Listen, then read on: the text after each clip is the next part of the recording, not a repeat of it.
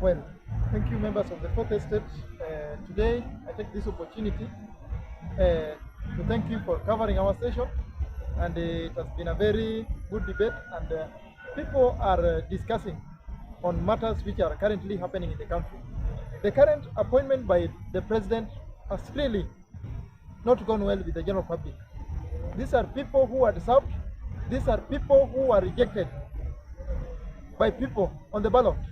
People like KENYANS, people like Mutai Kagwe, people like William Kabogo, people like Peter Kenneth, and the rest.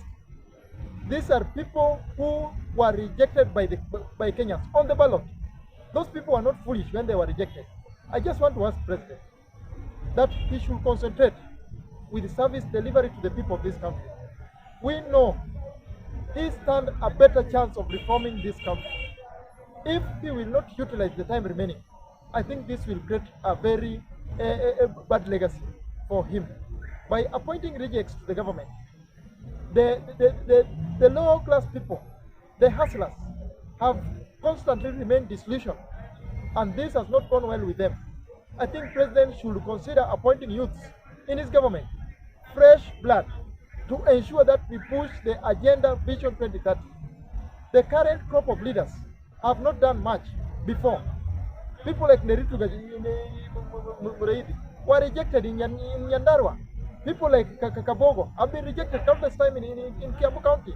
And therefore the president must consider on appointing a fresh blood to ensure that the bottom-up transformation agenda is well equipped, is well implemented by those people who are qualified, who have shown interest in serving the people of Kenya. It is very unfortunate that other regions, the national cake should be shared by all Kenyans, the northeastern, the western, the Rift Valley, and they should consider regions. There is no need a certain region has, I'm not against it, but it is not fair to other regions which have no even cabinet secretaries. They should have considered in ensuring that all Kenyan regions are well represented. That is the way this nation will go.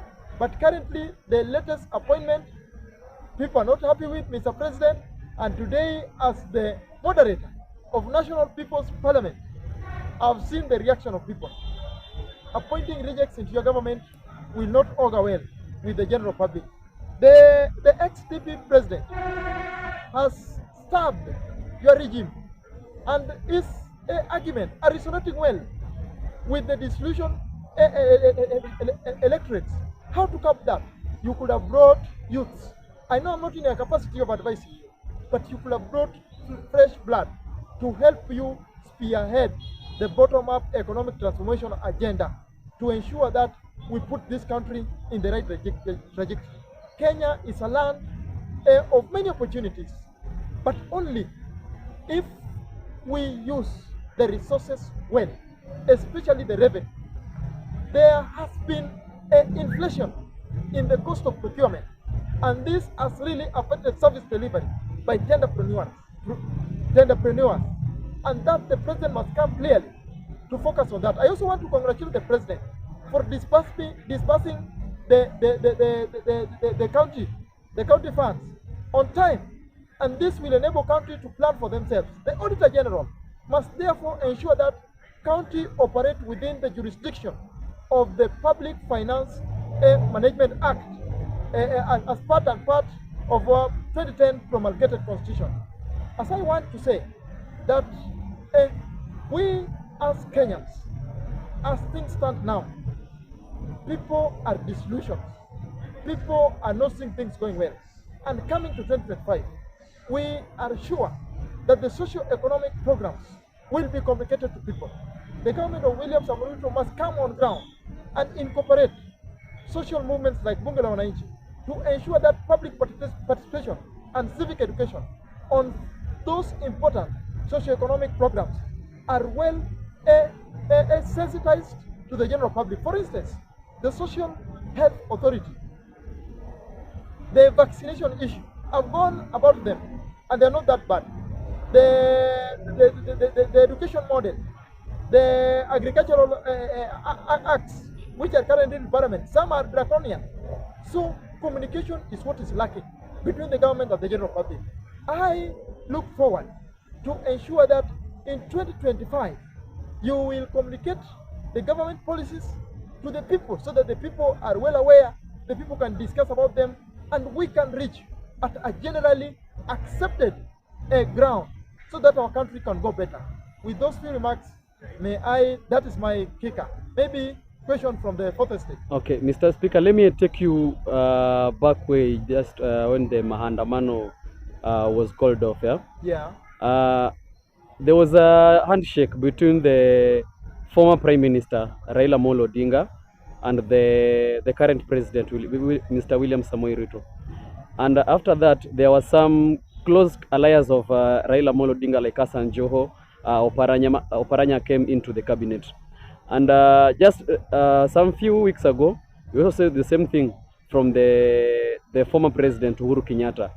And just yesterday, or a day before yesterday, there was some allies like Mutai Kagwe, William Kabogo from the Jubilee, have been nominated to the cabinet. Is it a political plan, or what can you say on your end? Thank you very much, Raf. From Raf Media, I'm very much delighted with that very good question. I think going forward, when Kenyans go to an election and elect a government, it is the work of whoever becomes the leader, for instance, president, to ensure that he appoints people who are qualified. After election, to ensure that the appointments of the cabinet secretaries, the appointment of the principal secretaries are showing the national outlook, are having the national outlook. I think, had the president appointed people who can deliver, immediately was declared the president by ensuring that the cabinet secretaries are drawn from each and every region. The principal secretaries are drawn from each and every region. I think we could have not had this issue of change. Currently, some cabinet ministers have been changed, and this is really affecting service delivery in the public service. So it is the work of whoever is declared president to ensure that when he appoints the cabinet secretaries, it must reflect the national outlook in each and every region. He must appoint competent people who can deliver, people who are not adhering to ethnic bigotry, which has really affected this nation. And I just want to urge the president, though I'm not in a capacity of advising him, immediately you are elected, I think you could have appointed your cabinet secretaries representing the national outlook. These changes has really affected, in as much as it is serving political interest, but it has affected the public service, it has affected service in the public, in public sector. For instance, a minister has gone through three ministries. It affects people. For instance, those who are procuring those tenders, when a certain minister comes, you find this thing are quashed, and these are delaying service delivery. So, Mr. President, going forward, I hope that there will be no much changes, because Kenyans now want service delivery. Going to 2025, it is a year people should not cry. By the end of that year, Kenyans will not cry. Let there be service. We don't want, now it has happened, we cannot, you have brought people whose character are, people don't trust them. We know people who were engaged in acts which are not good as per the constitution. They are in your cabinet. Kenyans don't trust them. But we are sure that they are going to deliver, and come 2027, even if president is re-elected or any other person, must ensure that the cabinet which he appoints must reflect the national outlook, such that we will not have this reshuffling here and there in the midst of the term. This will enable service delivery to be consistent, and those who are elected must also have a good integrity to holding public office. That is how I can reason based on the question you have answered. You have asked my brother Raf. Okay, thank you so much. Before you go, Mr. Speaker. Yeah. It is now 2.5 years down the line, yeah, yes, for the UDA government. Yes. Do you see the government taking another term, 2027, to your point of view? Currently there is a lot of resistance by the people, and I wouldn't wish this government to fail. as a patriotic citizen. When government fails, the people fail. I therefore urge the president that going to 2025, by end of 2025, Kenyans should not cry, because currently this thing of ethnic regrouping is really fading at an alarming rate. Currently, Kenyans are well much informed. Kenyans are united, and they know their rights. They know what they need. Appointing tribal chiefs will not help going forward. That is, as we are on ground and we have listened to people. It has to deliver. 2025 is a year which your cabinet secretaries, your principal secretaries must deliver to the people of Kenya. You must come on ground to ensure that those good policies of vaccination, of health, of agriculture, of education must be told, must be clearly told by the people, must be clearly told to the general public, so that the public can generally accept them. It is a year of service delivery. If it will end, if 2025 will end with the current resistance from the people, then I don't think any ethnic regrouping will help the government in getting back to power. Okay, Mr. Speaker. Okay, allow me bring you back now to your leadership of the National Bunge la Wanainchi. Yes. The coming week will gonna be a very peak festive season. Yes. Being the end of 2024, we are jumping into 2025. Yes. What can you tell the Bunge la Wanainchi across the country of 254? Thank you very much. The National Bunge la Wanainchi, we are going on recession on Monday evening. I just want to urge our members across the country to focus on oversighting, on checking the two levels of the government, the national government and the county government, because failure to do so, this nation will sink. We have selfish people in this post, in these public offices. If left unchecked, because currently the members of the county assembly are failures in checking the county governments. A lot of grafts, a lot of misuse of public resources in county governments has really gone to unprecedented level. I therefore urge our members of Bunge la Wanainchi in different counties. We are going to start coming to different counties across the country, across the confines of the Republic of Kenya. I therefore just want to ask our members to focus on ensuring that we do oversight role. What the government does, we must know the cost. We must know who has given the tender, as he or she won the tender on a fair, competitive platform. We must also oversight our National Assembly, the Senate, the county assemblies, the executive, and all other government organs. This will enable that service delivery to people must be achieved by end of 2025. Failure to do so, we are going to sink. And I also want to urge that we must concentrate on research. Most of our members I know are university students.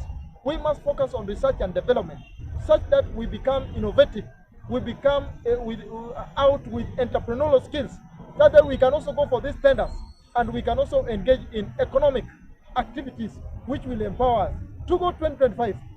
I'm very much sure that Bunge la Wanainchi members, over 1,000, will be in all 47 county assemblies. In the National Assembly, we are targeting not less than 50 seats, and in the Senate, we are targeting not less than 20 seats. We are also going to ensure that we lobby for the deputy gubernatorial positions in some counties, and that is the way to go. We are not going to lament. By 2027, we are not going to lament. We are going to run to ensure that we form good legislation of managing this country.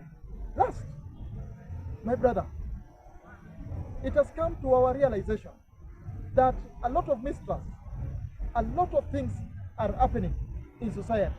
And I just want to urge my members, as we go to this festive season, let us take care of ourselves and let us not engage in acts which might jeopardize our life, which might also put the country in insecurity, which must also will accelerate insecurity. Sorry for that.